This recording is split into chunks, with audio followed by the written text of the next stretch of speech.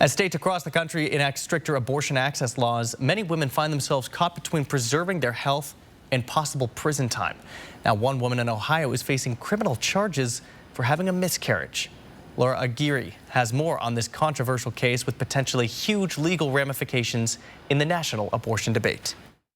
Brittany Watts of Ohio was just under 22 weeks pregnant in September, says a coroner's report, and had gone to the hospital at least twice for pain. Both times she left after being made to wait for hours without treatment, according to the Washington Post. Ended up going home, had a miscarriage like many others have experienced, and is now being charged with abuse of a corpse. Maris is not Watts' attorney, but is a defense and trial lawyer closely watching this case. The Post says Watts returned to the hospital, where a nurse called police after Watts told the nurse that remains from the miscarriage could be found at Watts' home. Prosecutors essentially said it was irrelevant whether or not the fetus was, whether or not there was a live birth. They were focused on everything that happened after. And it was after the miscarriage, county records show, Watts tried to flush some of the remains and put the rest in a bucket left outside. An autopsy found no recent injuries to the fetus, which had died in utero.